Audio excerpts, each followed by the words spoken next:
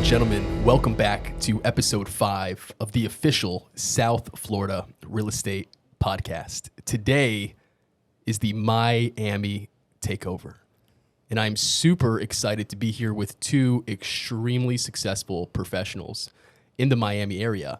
We have a new development specialist, Alexis Contreras. We have Arnold Jerome. He also goes by Nesto. He's with Compass. Alexis is with Sotheby's. Arnold focuses on the luxury market. They both live and do most of their business in Miami. They're very knowledgeable about data. And I personally am super excited to do an episode on Miami because of where I came from. When I got into the mortgage business, I was 18 or 19 years old. I was the youngest mortgage banker in America. And it was right after I got injured at Palm Beach Atlantic University, where I was playing soccer, and I decided to pack my bags and find a way to get to Miami. And it was there where I was homeless for over 2 weeks. And I literally just had a suitcase, shaved my head. I looked like a Russian hitman because I couldn't even afford a haircut. And during the day, I worked at a call center, Network Capital Funding Corporation in downtown Brickell. It's still there. And they paid me to get my NMLS license with a class of 30 other people that had to work in the call center, only making $12 an hour. All right. But guess what? After 2 weeks, I passed the test, and I was able to save enough money to live in one of those rinky-dink, like, I don't even know how to describe it. It's like a room with bunk beds and like 8 other dudes. And I got such bad bed bugs that my legs would bleed on the way to work. And that's how I began my mortgage career. But what I really love about Miami is the architecture. And I was always so inspired. I was like, you know what? We live in the greatest country in the world, and look at all this beautiful architecture around me. There's so much money. And I knew that if I just sacrificed at a young age and did something crazy that a lot of other people at my age were not willing to do, then I would really set myself up for success. And it has really paid off because now I'm 25 and I'm a top producing loan officer. And, I always just get so nostalgic thinking about those Miami days and seeing how the city has developed. It is such a beautiful thing. The architecture is just out of this world. So I want to open it up to the two of you. We'll go ladies first. I want to hear about your background, how many families you help, what makes you unique, and then we'll get into some other exciting topics. Okay, amazing. Well, thank you for having me. Very, very excited to be here. And I got my real estate license 10 years ago when I was 23, so we can all do the math there. Nice. Yeah, I'm in my 30s now. And it was not the right time because at 23, your circle of sphere of influence is very small. So my friends were not looking to purchase properties. I had not, met enough people in my life, right, to be in the real estate industry. And as you guys know, it's those connections that matter and those relationships that you've built over the years. So I tried it for about a year. I did not get very far with it, but I always, every single year, every couple years, I renewed my license. I did the continuing education because I just knew that at one point, I didn't know when, but it was going to be the right time. And I knew I needed to be in this industry, and I knew I would end up in this industry. Wow. So I got into personal training, and I'm a fitness instructor, group fitness classes, spin, yoga. I did real estate from 23 to 24, and then it just wasn't really working out. And that's when I picked up my fitness career, and I did that all the way up to COVID. And as you guys know, COVID heavily impacted the fitness industry. Yeah. All the studios were shut down, and people didn't want to really be around other people. So it really took a turn. And at that point, I was like, okay, I'm also getting a little older. Not that, and your body does take a toll. When you're teaching 15, 20 classes a week, my knees hurt. Yeah. My back hurts. And I'm like, it's not realistic to continue that for the long term, for the long run. And I'm like, I have my real estate license, and I reached out again, going back to, it's all about who you meet and your connections. I met, she's my mentor, and I'm also on a team with her. Her name is Jennifer Leong. And she used to take my yoga classes, and I saw she was with Sotheby's and she was doing all these amazing things. And I'm like, let me shoot my shot and send her. I DM'd her. I slid in her DMs. Nice. And I was like, like, I was straight up, you know? And I was like, you know, I've had my license for many, many years. And I really want to get back in this industry. And I've always admired Sotheby's. You know, the Sotheby's names is such a strong brand. And at that point, just being part of that company was almost like a dream, right? Yeah. So her and I had coffee. Fast forward to some time later, she's like, you know, I'm trying to build a team of a solid couple girls, and I'm focused. She's the queen of new development. That's what she's done for 20 years, and she introduced me to this world, and it's just it's the rest is history. So we've been together for 2 years. I've been with Sotheby's for 2 years. And from the beginning, we just have been, you know, hitting the road hard. And I've been just learning this market in and out. And I moved to Miami about a year ago, just because, as you guys know, the opportunity for new development in Miami right now, like that's where, if you're trying to sell pre-construction, Miami is where it's at. It is literally where it is at in the entirety of the United States. Yeah. Where did you move from? Fort Lauderdale. Fort Lauderdale, okay. Which it's not far, but it is a whole different world, not only culturally, but the market is completely different. So I call it the United States of Miami. It's my thing, because I'm like, if you don't live here or you haven't made that transition, you don't understand. Even if it's a 40-minute car ride, it's a whole nother world. It is a different world. Yeah. And you know, and there's something so mysterious and so beautiful about the Miami real estate. So you got your license because you were attracted to that, and you just never gave up. Yeah, no, I never let it go. I just knew it. It was something, and I've always had a passion for real estate. It was just timing. Yes. It really was a timing thing, and because everything just, you know, fast forward to 10 years ago from when I got my license, I was struggling so much back then to understand and make those connections, and I was really lost. Yeah. And 10 years ago, it's just like everything within 2 years has flourished so perfectly, right? And like all the puzzle pieces just came together. So it was a timing thing. And that's something about so many successful people, is that they just never give up, and then they meet one person that changes their life forever. And in a moment, I want to come back and talk about how Miami has changed in your eyes over the past 10 years, and also how it's different from Fort Lauderdale. Yes. I really want to cover that, because that's a whole nother animal in itself. But I also want to introduce one of my best friend. He's going to be at my wedding in May, Arnold Jerome. He helped me find the property that I bought in West Palm Beach. He's just such an incredible guy. So it's an honor to be his friend. And tell us a little bit about yourself, how you got into real estate, and who you are. So our stories are kind of similar. I got my license like 10 years ago. I'm 29 now. Growing out of high school, I kind of didn't know what I wanted to do. So my dad, you know, he flips houses. He's an investor. Now he builds. So I helped him sell some of his homes back then to pay for college. But college, I was going for a while. Didn't really go anywhere.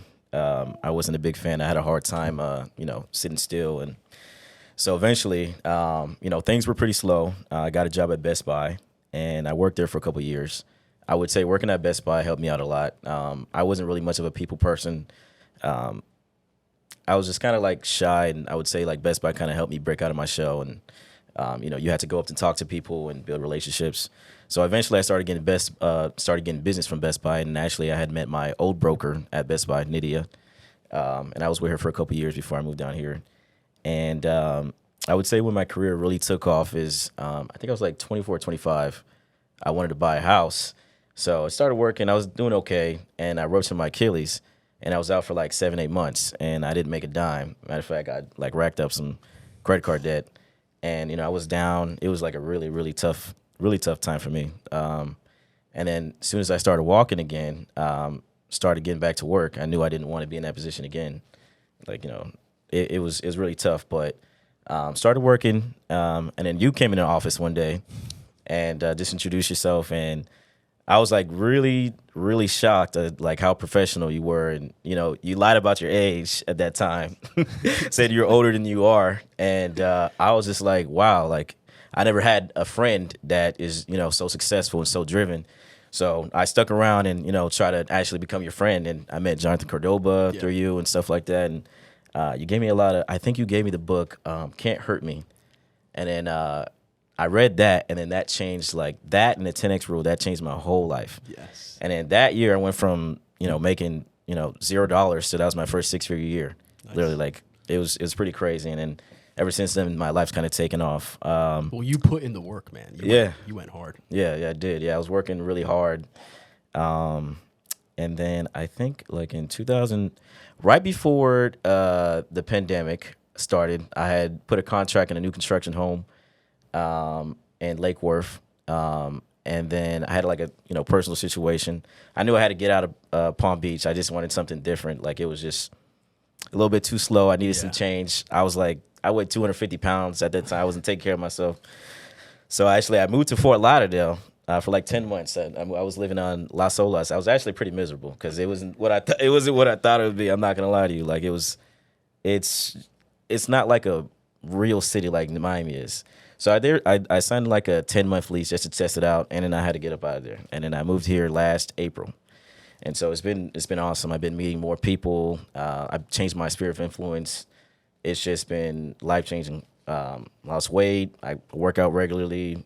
It's been life changing. New experiences, and that's how I got to where I'm at now. Well, what's really impressive about you is your knowledge in stocks and tech stocks and technology in general. You know more about that than almost anybody I know. And you also, he can just meet like a freaking celebrity, like it's nothing the next day. And then they start texting and all of a sudden they're like best friends.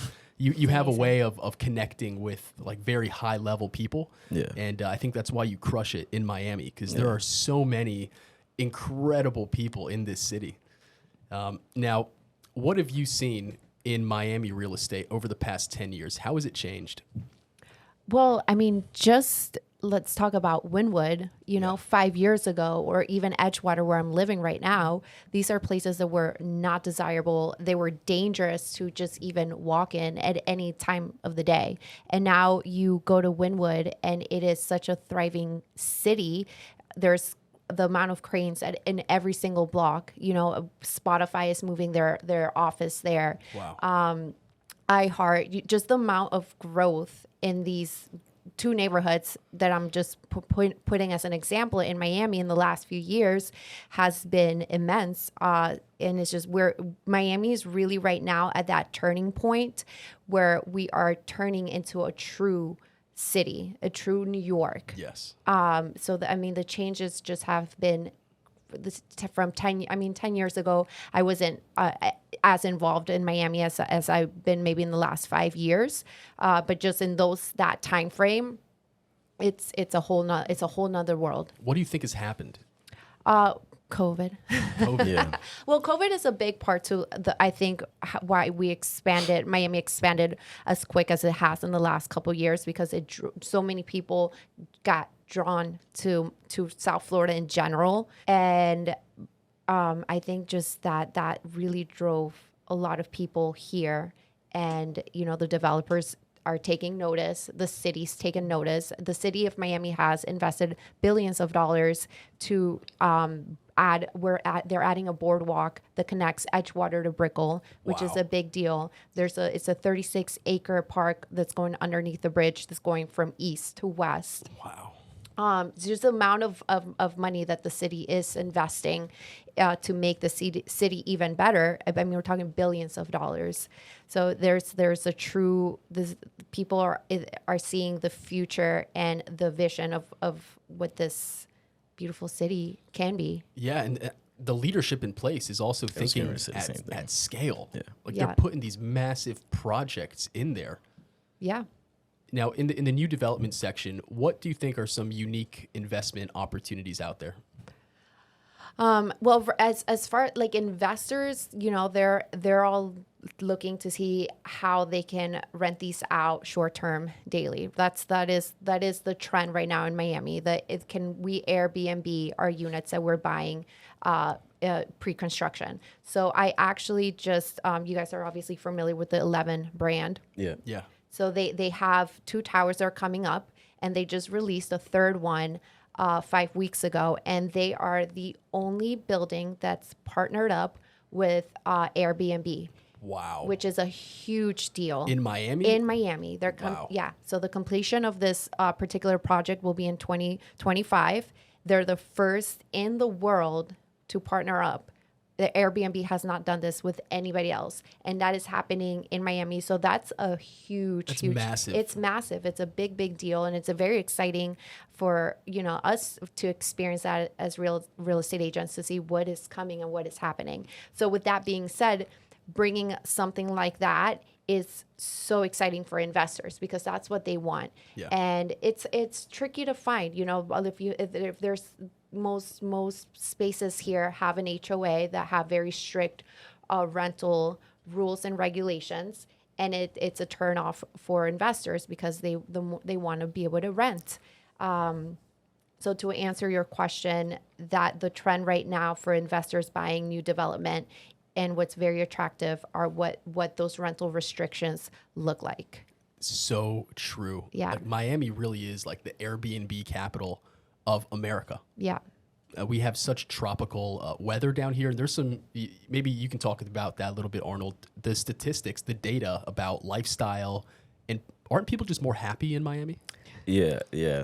I would say my life like literally changed since I moved here. I think also too, like what she was mentioning, people moving here, people didn't realize like the quality of life you can attain like in Miami, as versus like California. I was just at a sales meeting a couple of weeks ago in California at a Compass office, and I don't remember the exact details, but I think they're trying to impose like a permanent rental moratorium so that you can't kick out your tenants. It falls under like something to do with the Homeless Act over there. There's also I think it's like a capital gains tax on the first $500,000 over a certain threshold that goes directly to the government to fund whatever they're trying to do as far as like fighting homelessness over there. So, it's a lot of places. It's just stupid policy. It's yeah. like literally, let's just destroy the real estate market in California and solve the homeless crisis. It's not going to solve the homeless crisis. Yeah, no, I agree. And I think a lot of other people agree. So, they come here. And they really do. Yeah, they come. I mean, when I first moved to the building I live in, I was cool. I don't know if she's still there, but the leasing manager, she gave me some statistics of like the migration. I think it was like 60% of the residents in my building were from the Northeast, and then a whole 10% were from from LA. Yeah. Yeah, and from one city. Yeah, from one city. Yeah, so people are starting to see like or not starting to see. People are seeing now. Miami isn't afraid to fail. You see like everything that's going on with crypto, but they're pushing the envelope. I would say like in comparison to New York's been there for a long time. It's already established. And in Miami's, in the beginning stages, we have all these new construction projects going on, and a lot of mixed use projects. I don't remember when I read it, but last I read in Wynwood, they have some 4,200 units planned for development over there. So it's going to be like really crazy. And just like to her point, Wynwood has changed even before I moved down here from the pandemic. I would say from like 2020 to now, I mean, it's changed so much. And, you can see like all the traffic and all the beautiful architecture. Just to your point, when I moved, I could see Brickell, the building next over, blocks my view. There's another one going up that's already, so it's exciting to see. Yeah, and there's data. I think Miami was voted like the best lifestyle in America. The most active, people are the happiest so happy. people. Yeah, the happiest people. I don't even know how you can measure that. There has to be some objective way. Yeah. But when I walked into your building today, what's it called again? Bezel. Bezel. Yeah, like right downtown, like Brickell. Yeah, it's right outside Miami. of Brickell, right across the arena. And then even that area, like the Miami World Center. What's the area called? That's downtown Miami. Downtown Miami. Yeah, downtown cool. Miami, yeah. The Miami World Center is coming up. I see they're almost done with the Lucid. So they're going to have a Lucid, I guess it's a dealership. They have a Sephora. They have a Lululemon in my building. There's going to be a whole bunch of fine dining. They just opened up the hotel right across. It's like it's pretty crazy what's going on. But how there. much does the rent go in Bezel? I don't see anything less than 3,000 right now. Okay. Yeah, I don't see anything less than 3,000. So nothing less than 3,000. But when I walk in, it's beautiful. Yeah. It is. It smells good. It's so open. It looks like something out of Ritz-Carlton. And I'm sure you guys are just used to that in Miami. But, even in Palm Beach County, you can't find anything like that unless you're going to spend like insane money. Yeah. $5,000-$6,000 a month. Even in New York City or LA, you're spending double just to have something similar to that. And then you go to the gym, and it's this beautiful, massive gym, like state of the art. So much space. You have this fighting area. You have this gorgeous steam room. It's really big on luxury. Yeah. It'd be hard to be sad. You would have to go out of your way to be sad in Miami. All right. Yeah. I've had that conversation before. With somebody. Yeah, it's just definitely different. It's just definitely different. What are some really cool new projects that most people don't know about in Miami? Yeah. Well, I mean, West 11th, like I said, they just released that a couple weeks ago. So that's a very, very exciting project that is coming. One of my favorite projects is Aria Reserve, which happens to be in Edgewater. And it is the tallest dual waterfront towers in the States. And every single unit has complete water views. They're unobstructed, so it's a very enticing building because and there's nothing that's going to be built in front of it. What's building next to it's not going to block those water views. So that project is definitely one of the most exciting ones that are coming to the area, and it's one of my favorites. That's awesome. Yeah. Now, for someone who might not be familiar with the Miami market, walk me through the areas of Miami. So you have Brickell, right? That's one area. Then you have the downtown Miami. Then you have Miami Beach. Walk me through those areas. Oh, okay. So if we start from north to south, we have the Design District. Then we have Edgewater.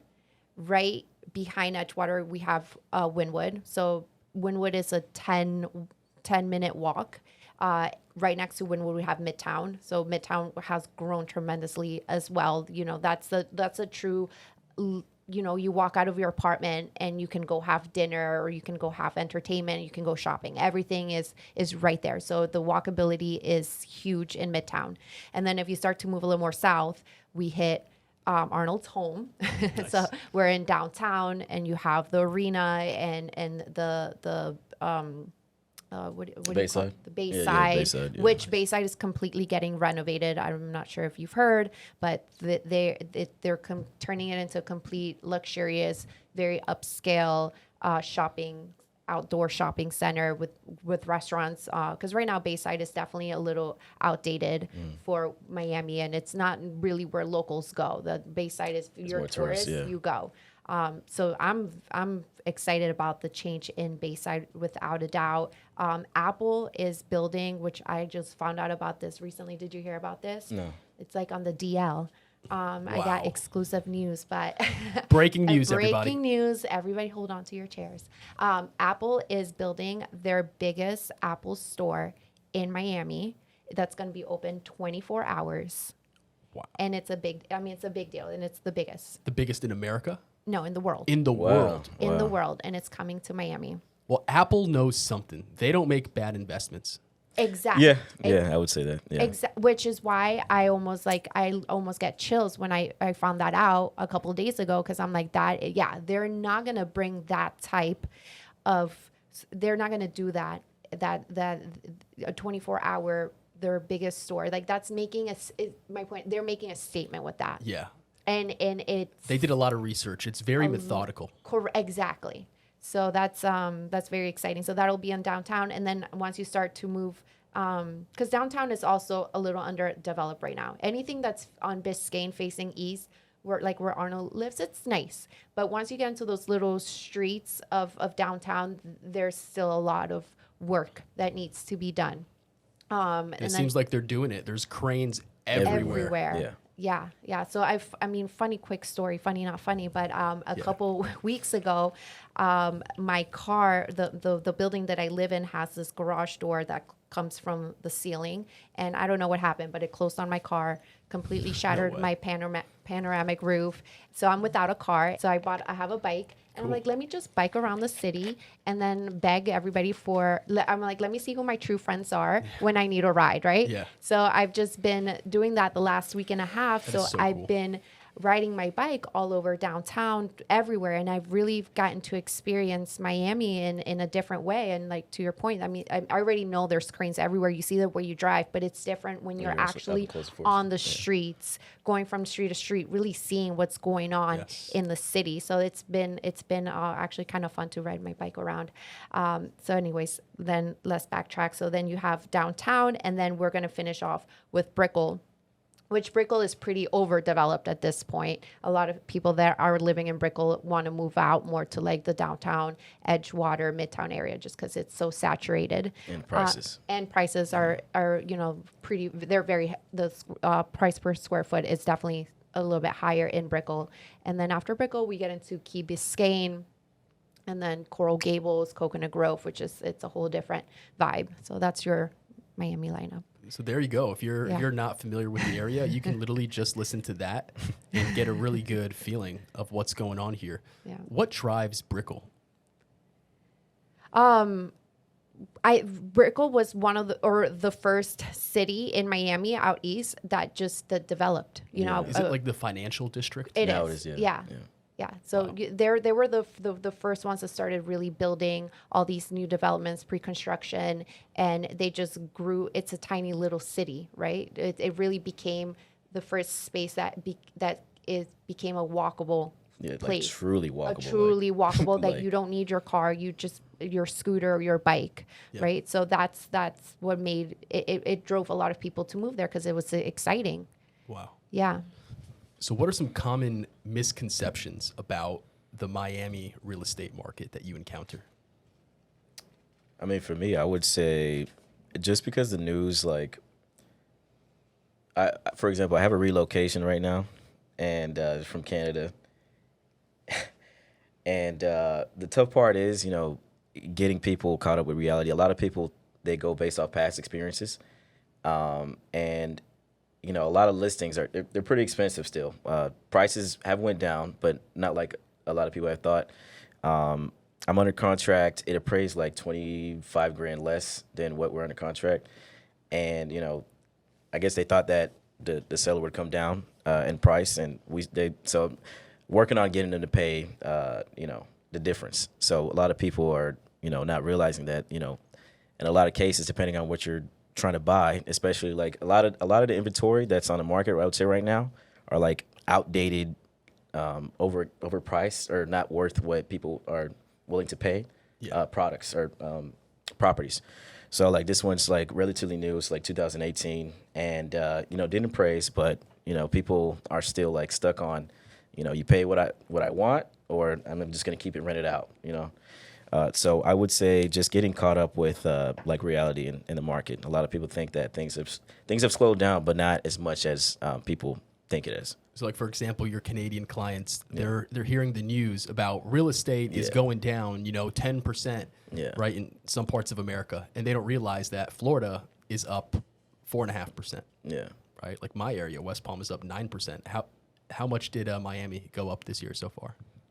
I don't know off the top of my head. I do know it's up year over year. And I read somewhere at Goldman Sachs expects at least like I don't know if it's statewide or in Miami, but at least like a 2% increase on prices, depending on where it is, at least. Yeah, and I bet it differs from like neighborhood to neighborhood. Yeah, so in Miami. It's very hard to like, because there's different neighborhoods in Miami, like downtown, Brickell, Midtown, all those places. So you actually have to get like pretty granular depending on what you're talking about. What have you noticed? So definitely a misconception to people moving to Miami is that they need to know Spanish, and it's true. No, if you're trying to survive. No, I'm just kidding. Do you know Spanish? I do. Well, yeah. So I thank God I do.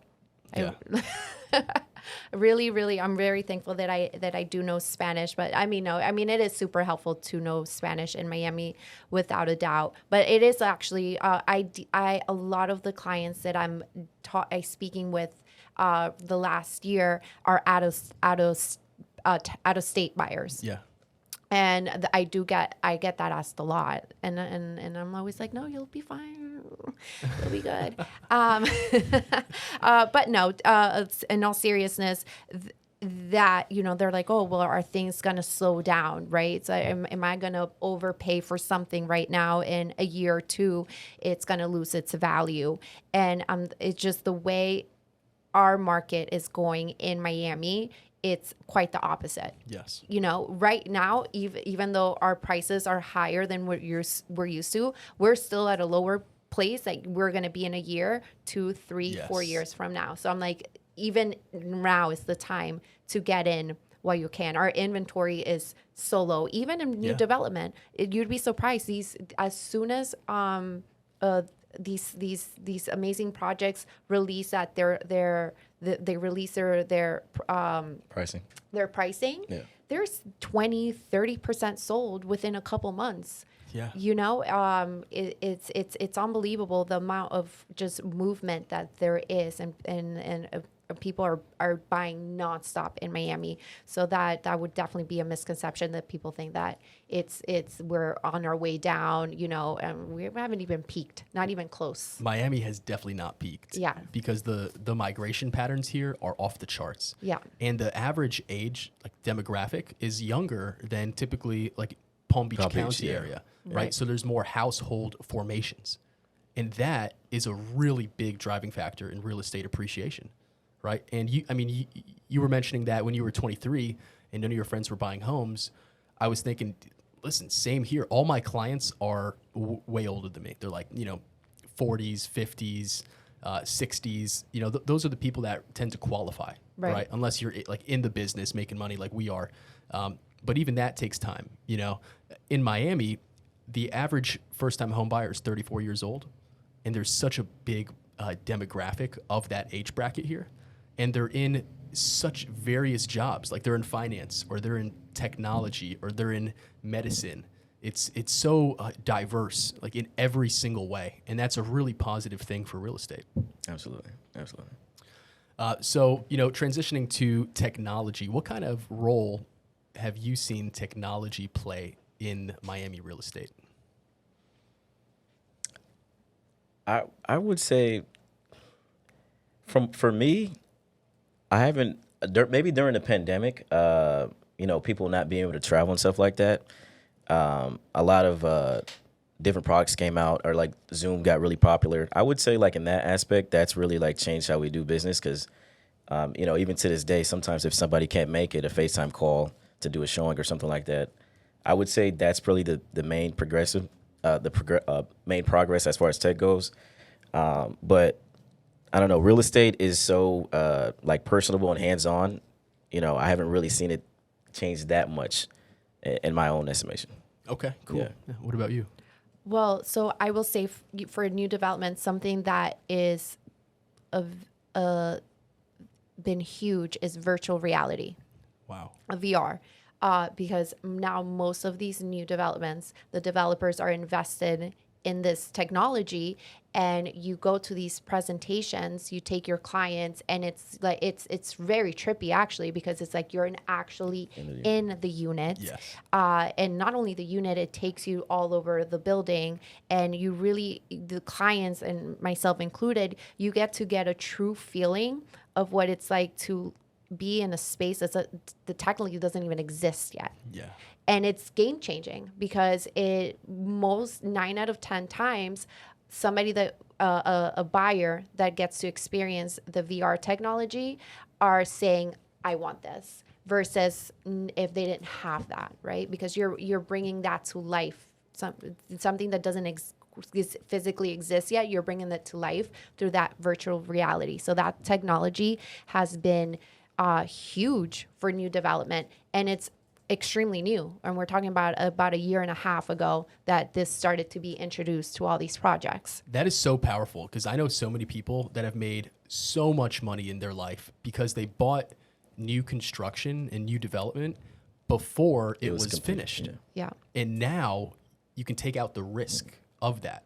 Right. I will say also too, I should have brought that up. I think the Paul brothers actually, they bought in 11 residences. They bought the penthouse units for like 22 million or 23 million each. So yeah, I should have brought that up. But yeah, that's true. Yeah, so that's been super helpful. Obviously, technology wise, talking about the power of social media. You're reaching to a way bigger audience, and you're attracting essentially clients from all over the world. So social media has been a very powerful tool for all industries, but definitely for real estate as well. So in the developments that you work with, when do you guys start selling and making those units available to the public?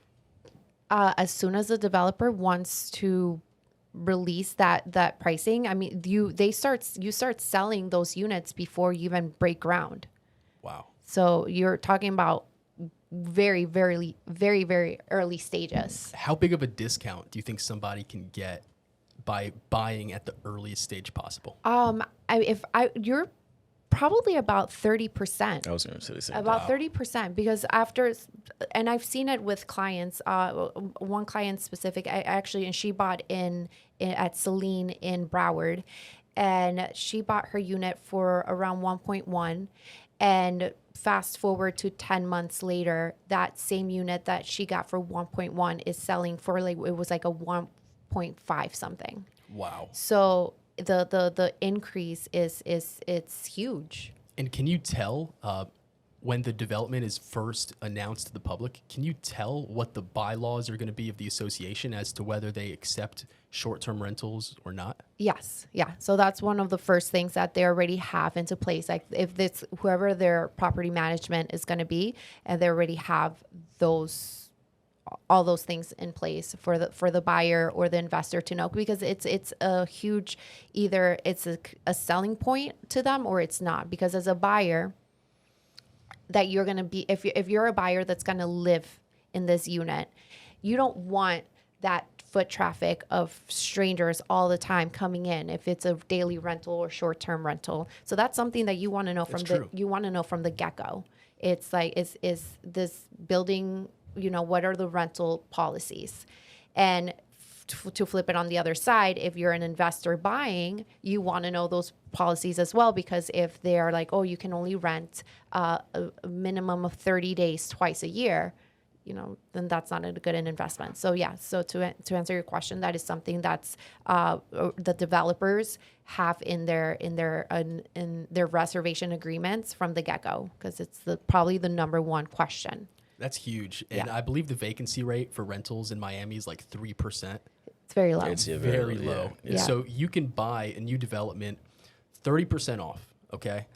With a 3% rental vacancy rate, that's literally 30% of appreciation, because then you're going to have that 4.5 conservatively, maybe 8, maybe 11, like some other areas in South Florida, percent appreciation compounded on top of that, and you can rent it out.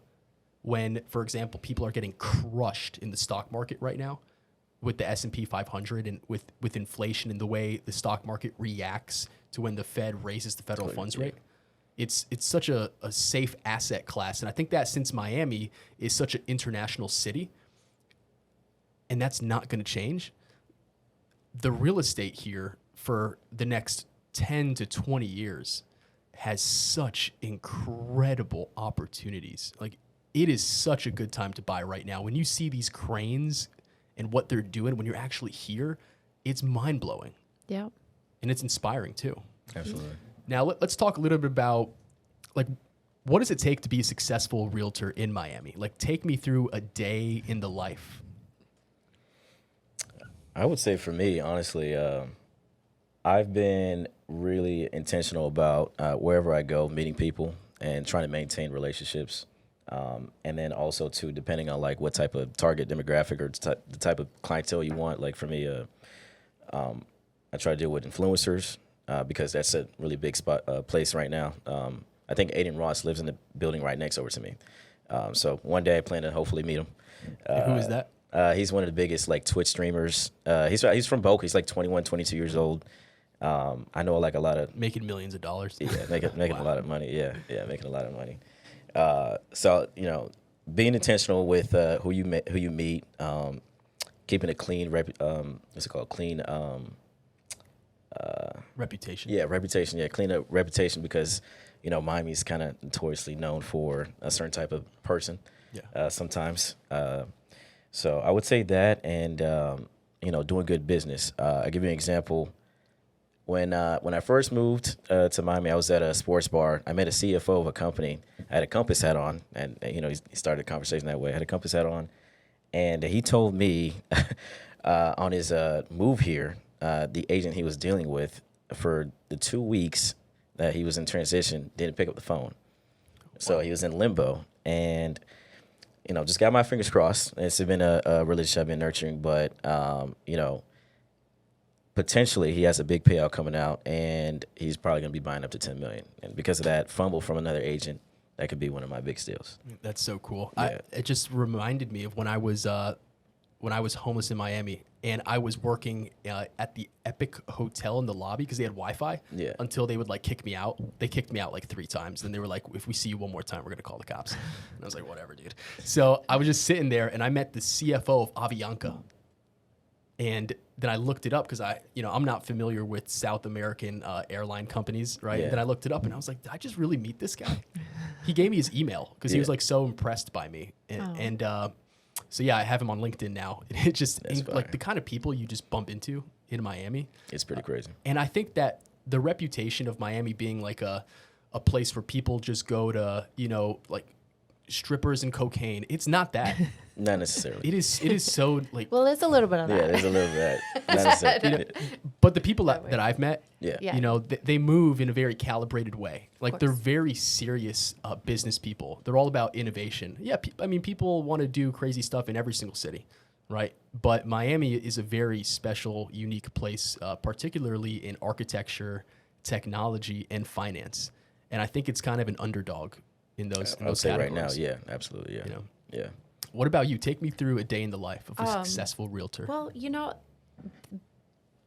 so we do have the advantage that Miami is a beautiful city, that is, we have amazing weather, but for the same token, people tend to move very slow here, and they'll sleep in, and they're not getting back to your phone calls and your text messages. I'm talking about other real estate agents, and they move at a slower pace.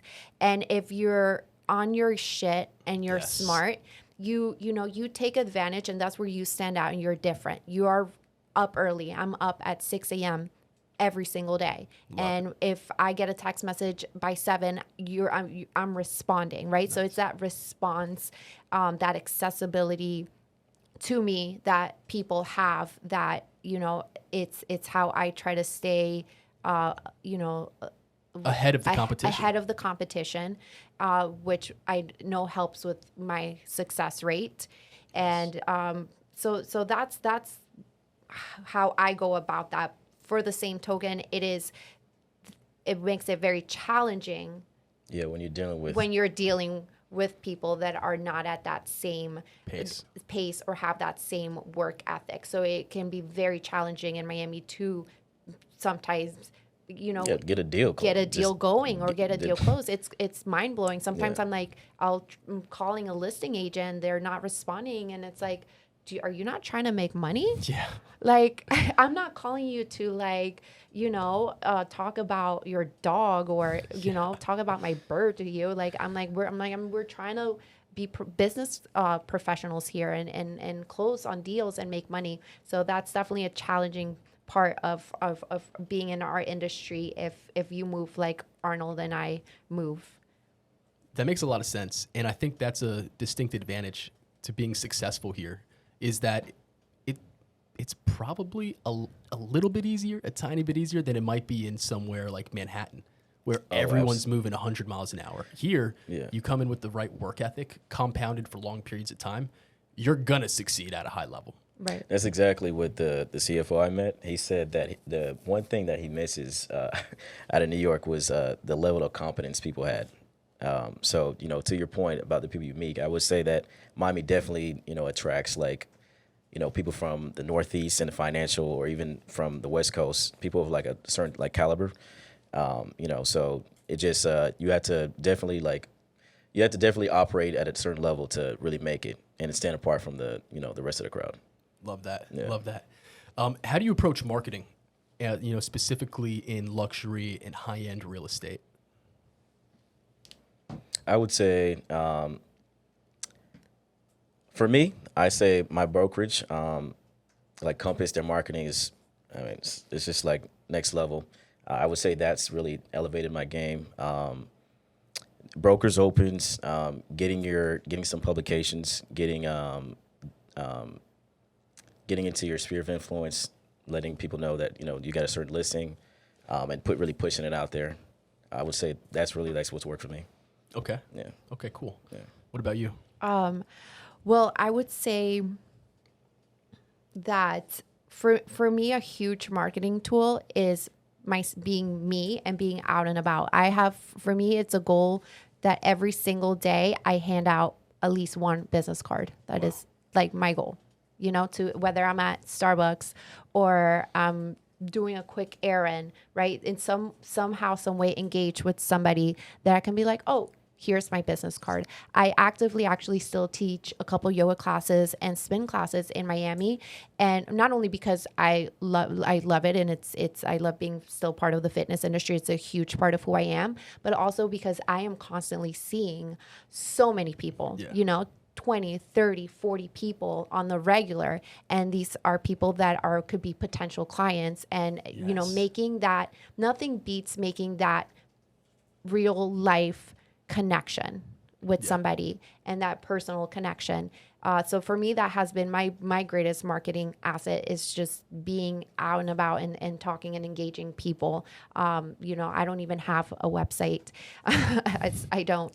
And, having my business cards say Sotheby's is very helpful as well. It's such a strong brand that people know in the luxury market, and it's as a marketing tool for me as well.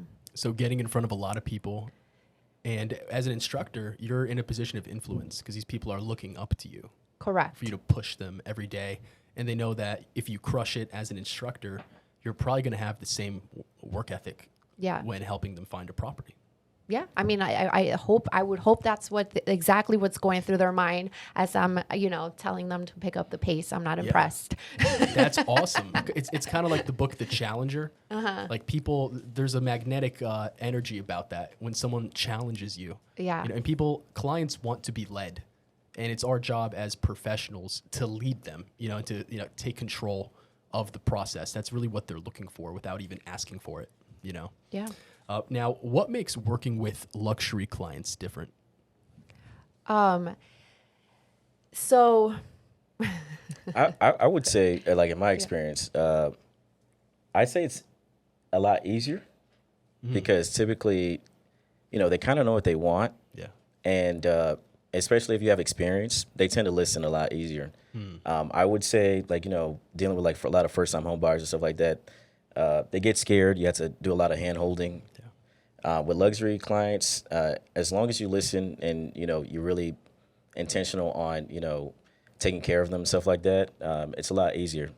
And you can get things done a lot quicker. There's no crazy negotiations or nothing like that. They just kind of know what it is. That's my experience with the luxury clients. So listening, intentionality, and responsiveness. Yeah, that's what I would say. Yeah. What about you? So I would agree. They're a little easier to deal with in the sense that, if you're buying $1 million property, is, you have the funds to maneuver and play around, right? So it's nice in that sense. But for the same token, the expectations are very, very high when it comes to, and even they'll pick at things that don't even need to be picked at, which could be challenging, right? Like if they're buying a $10 million home, you walk into this home and you're like, how could you be upset at anything? And it's like perfect. It's $10 million. You're on the water, but they'll be like, yeah, but the pool is a little bit too much to the right. It'd be so much better if it was to the left. So the things that they start picking at is almost sometimes like you have to find a little bit of patience, right? Because you're just like, you're buying a $10 million house. Like, come on now, you know? So it's the expectations sometimes are a little silly. And you have to be patient with them, and have to, as an agent, you have to understand, at those price points, they expect the best as they should. That's such a great point. Yeah. Such a powerful point. Yeah. And you have to work around that, because their vision is different. 100%. I'm not on the market buying a $10 million house, so they are. Yeah. I'd be happy with the guest home. Exactly. It's not relatable. It's not. It's just it's different. So that's my take on that. Yeah. So patience and understanding, and I'm just like, let's sell enough of these so then I can buy the $10 million home, right, and complain about the pool being too far out. Absolutely. That's awesome. Yeah. Now, how has COVID-19 changed the real estate industry, and how has it changed Miami? I would say once rates dropped to an artificial level, almost every asset class has went up dramatically. And so I think, not even think, everybody was in a state of euphoria. So everybody was spending money like crazy. And, us being open, especially like in Miami, for the New York client, right? What he was paying in New York, he couldn't get anything near that down here. I think it's like a two and a half. He's paying like $4,500. And so a lot of people are realizing that you can stretch your money a lot further down here. And so, that's what really drove prices and drove demand and got a lot of people coming over this way. So I would say, just the artificially low interest rates, people were taking advantage of that, and just spending money, especially with the stimulus too. So you have a lot of people that aren't from here that are here now, are regulars. So you have a lot of different cultures, a lot of different ethnicities here from before. So I would say that that's really changed the landscape of Miami. I would say also too, Miami was known for Miami Beach. Now Miami's known for Brickell, downtown, Midtown, Edgewater, and Wynwood. Very true. Yes. So I would say since the pandemic, that's been the biggest change as I've seen. It's accelerated it into like 4 different markets. Yeah. Wow. Yeah. So that's what I've seen. Cool. What about you, Alexis? So something that I've seen when it comes to new development that's very exciting to me is the emphasis on fitness at these buildings. A lot of these new buildings have an indoor and outdoor space for everything, because, that was one of the major things that happened during COVID and shutdown, that, people could not leave their homes and they could not be outside, and that the developers have taken notice of that. And if there were ever to be another situation, they want to provide their residents with the option of, you can still be outside, you can still work out, you can run. So they have really molded their buildings to be pretty much pandemic friendly if we were to be in that situation ever again. Which wasn't, obviously, the buildings right now are not. They're not offering an outdoor yoga as well as an indoor, or an outdoor spin or an outdoor gym. So that's been exciting for me to see, being that I'm also in the fitness industry, and the just how much the wellness aspect has been brought up to these new developments since COVID. That's really interesting. So the architecture Mixed-use projects is designed for another lockdown, so to speak. Correct. Fascinating. Yeah. Very fascinating. What should investors be looking for in Miami? Well, all investors are looking for their ROIs, right? Their return on investment. So they have to, as real estate professionals, we're not allowed or supposed to be giving any sorts of numbers of what their ROIs would look like. So Really, you're not allowed to do that? No. Like we could not say, no, like how much they could rent it out for. We really have to stay away from giving any numbers like that. So as an investor, they really have to do their homework and see where they're buying, what the comps are, what things are renting in the area. So that's very, very important for them to just do their due diligence when it comes to that, to what their ROIs would look like. Wow, I did not know that realtors were restricted from that. I mean, because we can't really say, if especially when you're talking about if a property that's going to be finished in 3 years from now in 2025, I don't really know what the market is going to look like. I mean, none of us know, but we're confident that it's going to look amazing. It's only going upward, but I can't tell you and be like, yeah, you can rent your unit out for $600 in 2025, right? Yeah. I mean, nobody could do that. So it's a huge responsibility. So we need to stay away from saying things like that. And is that in the new development world? Yes. I mean, the new development world. Okay. Yeah. Got it. Yeah. How do you, Arnold, navigate that? Because I know a lot of your clients are investors and they're looking for advice, numerically. I would say just giving them the information that I read.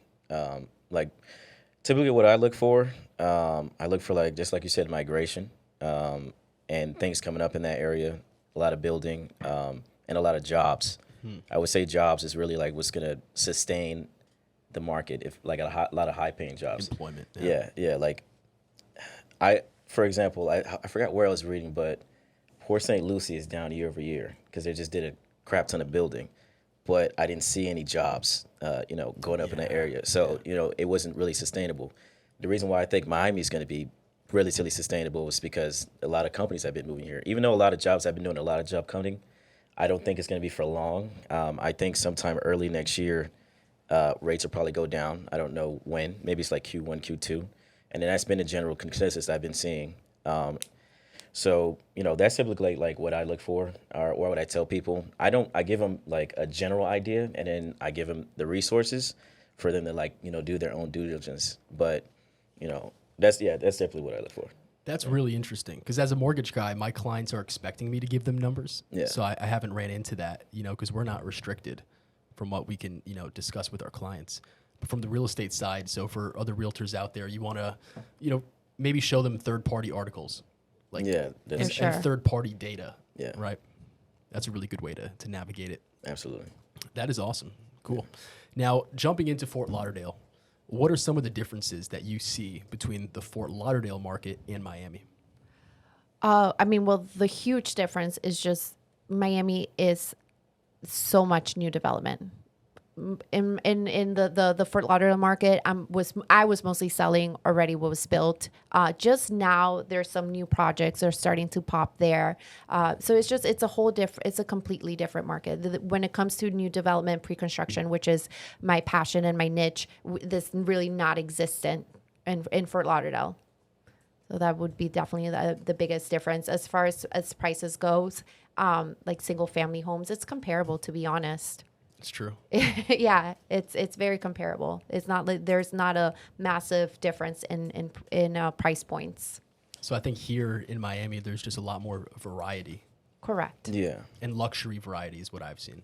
Yeah, Absolutely. and Miami is huge, for like when you look at Fort Lauderdale on a map versus Miami, and a lot of people tend to think, myself included, think Miami is just downtown and Brickell, but it's huge. I've been going trail riding in what is this park?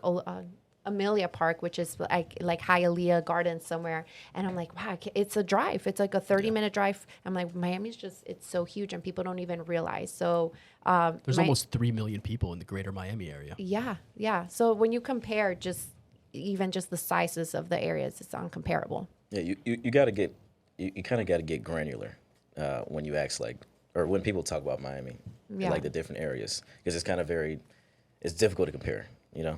It's difficult I think it's so fascinating that you both are successful in real estate and you both left Fort Lauderdale. Yeah, Yes. yeah. And I mean, I always joke around. I'm like, if I have to tie myself down to a palm tree in Miami, I will. Like, I love it here. So Yes. The I would quality of like, life it's is just, Yeah. it's such a different lifestyle. And then I love it here so much. It's That's amazing. awesome. It's amazing to be able to, it's a blessing really to be able to live and work here. And at the point that we got here, because right now, Arnold and I, 10 years from now, we're going to be like, I remember Yeah. when Miami, you know, we're going to be those Yes. people. And we're like, we were here when it really was at that turning point. Absolutely. So it's such an exciting and perfect timing, back to timing, like we spoke in the beginning, for us to be here right now as real estate professionals. So it's like a renaissance. It really is like a renaissance of real estate and architecture because it's not going on in Fort Lauderdale. It's very restricted in Palm Beach County as well. Yeah, you have some really beautiful, incredible new development going on, like Flagler right by the water in Palm Beach County. Yeah. And some in Boca, but probably 1/10 of what's going on in Miami. Yeah, absolutely. Absolutely. Now, what are you guys excited about for the future in Miami? The reason why I moved here, man, I'm just excited to see what's to come. Like everybody that I've met or people that I've met like from Dubai, this is like the closest thing to, and you've seen Dubai, like Dubai is insane.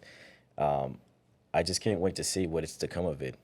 We're in the early stages of becoming like a world-class city, as opposed to like New York. And, I'm just waiting to see as far as like all the companies, all the development, what it's going to look like once it's done. And, that's what I'm looking forward to. Will it ever be done? I don't know. We'll see in 10 years. We'll see in 10 years. That's awesome. Yeah. What are you excited about? I've always been very fascinated by skylines. I used to. My mom lived in New York for a few years, so I would be in New York as much as I could visiting her, and I would love to just walk down the streets and be able to look up and see all these beautiful, beautiful buildings. And I'm just excited to see that type of skyline in Miami, or the walkability is going to be at that point one day that you can just go from Wynwood over to downtown to Brickell, and it's, you're looking up and you're just seeing all these amazing structures, and just that type of lifestyle. Like it's gonna be a true city lifestyle. Yes. And I cannot wait to ride my bike around it when That's it's that. so cool. That's so cool. And investors, pay attention to this. What they mentioned is that Miami is investing in infrastructure. And that is something that the U.S. has not been investing in enough. Unlike Europe, where in a lot of parts of Europe, you don't really need a car. You can take the train anywhere. In Japan, you got bullet trains everywhere. The U.S. is so advanced in so many ways, but in the infrastructure realm, it's really not. But in Miami, the future looks so bright. It does. That's so powerful. Yeah. To wrap this up, I want to ask you, what wakes you up in the morning? What is your why of what you do? I mean, I get a lot of fulfillment from feeling like I am growing as a person, not only, professionally, but just as a person, right? So every single day I wake up, the first thing I do is I always start my morning with a workout, whether I teach a class or I take a class, and just it's a new day to build on something more professionally, personally. And to me, that is so fulfilling that at the end of the day, I like to think of, what did I accomplish today? What did I learn today?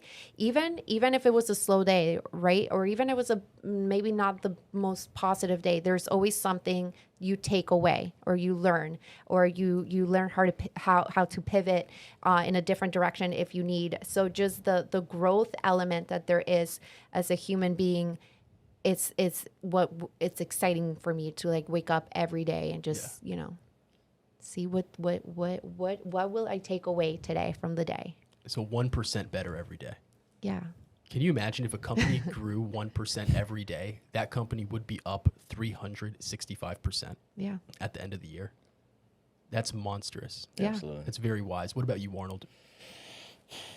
I would say a couple of things. I want to one day be able to give back to my parents for just, I mean, I wouldn't be where I'm at without my parents. So I just want to be able to give back one day to them.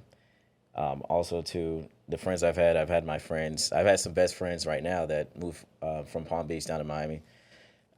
Just want to eat with my friends, you know, be at the top of my friends one day. And then also too, for me, just, you know, leveling up every day, you know, getting better, whether it's financially, mentally, physically, you know, so those are like the top 3 things for me. I noticed that about you. Like at your apartment, you have a whiteboard with the goals that you're working on. Yeah. And that's, I see a lot of successful people have in writing what they're actively, you know, trying to get better at. Yeah, absolutely. That's very powerful. Yeah. Absolutely. So both of you are very inspiring people and very knowledgeable as well, very well spoken. And I really appreciate your time on the show. I think it was very impactful for just all the listeners out there, because Miami, like you said, is its own country. It is its own world. Yes, Miami, United States of Miami. That's my tagline. Yes. Yes, the USM. Yeah, I love it. We need shirts that say that. Yeah, Right. let's do it. Awesome. Well, thank you both so much for making this a great episode 5 of the official South Florida Real Estate Podcast. I'll have you back on in the future. For now, let's see what happens in Miami. Absolutely. Thanks for having us, man. Thank you.